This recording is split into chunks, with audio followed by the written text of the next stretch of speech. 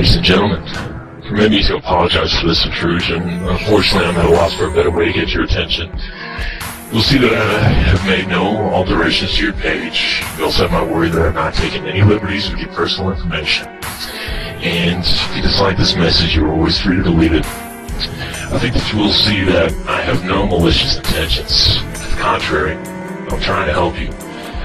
I hope this is of some consolation, and I hope that you will forgive me. I think that you've noticed that there is something very wrong with the way that we are living. Something that goes to the very source of our worldview is deeply flawed. We've learned not to question a very fundamental premise that is harming many aspects of our lives.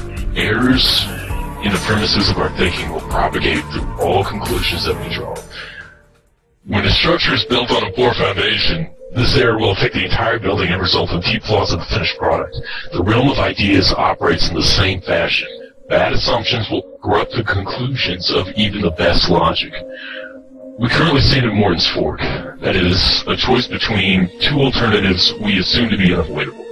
We accept the assumption that in order for men to live peaceably with each other, we must be divided between either controlling forces and subservient forces. Kings and peasants, master and slave, ruler and the ruled. Although we do not have a king in name today, the situation has scarcely changed. In this country, founders hope to create a society of free men. Instead of a true revolution, we've had a sort of coup of the head of state. The king has been replaced by this vague idea of the collective, the popular vote, the state. The end result is a faceless government with the voice of only the most influential. The existence of this power relationship is a foregone conclusion. Control is assumed to be essential. We've looked so long at the Hobbesian myth that we have made ourselves blind to the alternatives. We can scarcely imagine a life without a master above us. As a result of our flawed premises, neither the slaves or the masters are really free. The course of their lives are determined by the system that they will not deny. The ancient city-state of Sparta is a good example. Sparta's food was produced by the Helots, groups of people whom the Spartans had subjugated. Sparta's livelihood was dependent upon the food grown by its slaves. That's why all Spartan men were trained from childhood to be soldiers. The Spartan army had to be prepared to suppress a slave revolt at any time. Neither the Spartans nor the Helots were truly free. The Helots spent their lives working for the Spartans, and the Spartans had to spend their lives fighting rebellious Helots. A Spartan was not free to choose to pursue other professions, such as blacksmithing, farming, or philosophy. If he did not fight, his slaves would rebel, and the social order would be undone. If this status quo comes at such great cost to its servants, then why do we not cast it off? The answer is in the second result of a master-slave society: violence.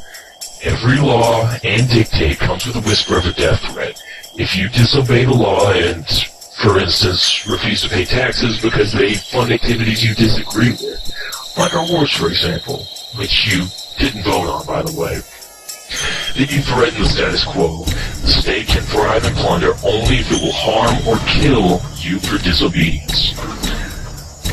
Of course, the police and courts will find you first, but if you resist, then you'll be imprisoned. And if you continue to resist, then the police will kill you. No exceptions. Every law, no matter how trivial, will be enforced with violence against you. Remember those words. Against me. A government that operates through coercive force is also pointing its guns at you every single day. Violence and the threat of violence is the only way this system can be maintained. After all, how else can you enforce slavery? Police don't arm themselves with kind words and flowers. In this country, even talking about resisting the force of government is met with imprisonment or murder. The precedent has already been set. American citizens accused of terrorism, and they don't just mean Muslims, can be indefinitely tortured and killed. All is based on the mere accusation of resisting the violence of government. No proof is necessary. All this has been masterfully veiled with the guise of our own protection. None are more hopelessly enslaved than those who falsely believe that they are free. Since it's always the life of a slave, we must demand real freedom, even if it is met with opposition. We can begin only by denying Morton's fork. We do not have to live as either a master or a slave, as a state or its servant. We can live with each other as free men.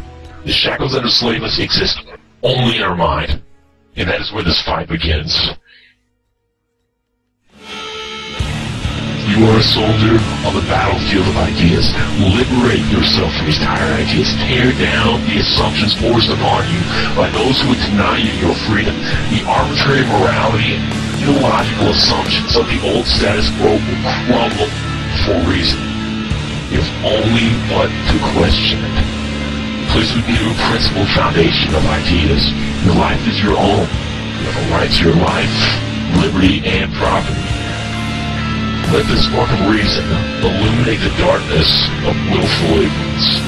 If you allow it, the spark can become a flame of conviction that even a deluge of dogma, bromide, doublespeak, cries and threats will be unable to quench.